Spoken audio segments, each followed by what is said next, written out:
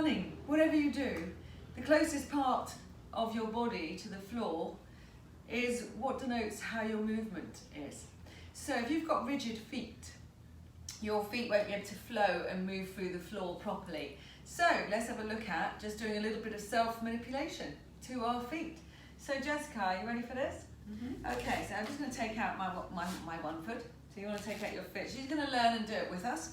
And then basically, we're just going to start playing with the foot. So I don't know when the last time you played with your foot was.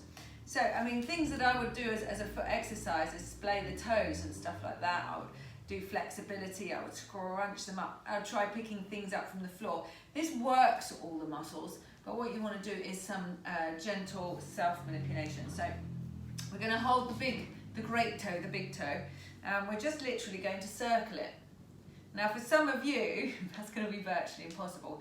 If you have what we call hallux valgus or a bunion, you may have had this fused, it may be solid, and again that will impede the way your feet works, your hip functions.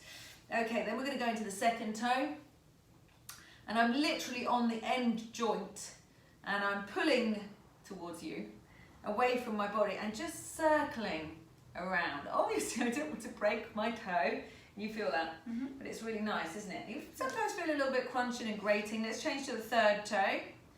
So really trying to sort of straighten and stretch and feel, you can feel the sinews, the fascia, the tendons underneath your fingers as you do this.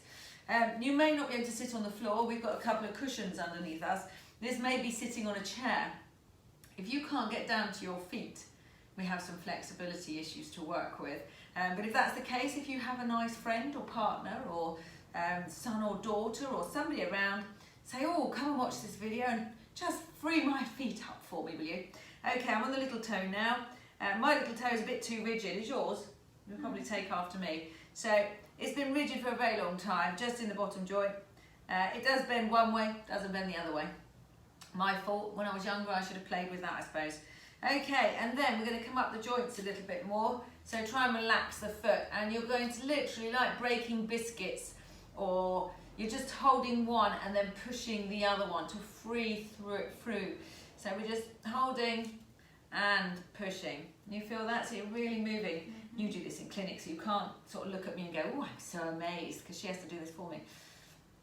Okay, and then really go back to stretch, pull, turn. And then if you can get your leg in a nice relaxed position, you're going to do the same sort of thing, but a little bit more aggressively underneath. So under here, this is where we suffer with, if you've ever had plantar fasciitis, so it's the fascia, it's a bit like a ligament, that comes round through here. Everything's connected. Please don't think one muscle's here and one muscle's there. All those muscles are connected by fascia, sinew, tissue, living tissue. So if we have a shortness in here, we're also going to have a restriction through here. And I can talk about those later. But this is just our walking chain, really. So just moving through the foot and feeling for any easy for me to say, rigidity. Okay. And then some of you will have fixed high arches. Some of you will have dropped arches. Mine look flat, but they're quite functional. I do a lot of what we call natural running. So I'd run without any support underneath my feet. And then I've got a hold of the whole thing, and I'm just supporting the arch, and I'm just rotating all of that, and you feel the cracking and the movement within that. You're not trying to manipulate your bones, you don't want to move them, you are just gliding the bones against each other and creating some movement, some freedom. Okay, how does that feel? Nice. That's nice. And again, we're always practicing splaying, spread your toes. When you're, tell me you don't do it now. When you're watching TV, really just think about messing about with your toes. And then that goes up into the ankles. So rotating all the ankles, making sure you have equal movement both sides. And then when we're in Pilates and we're talking about putting the feet hip width apart and facing forward.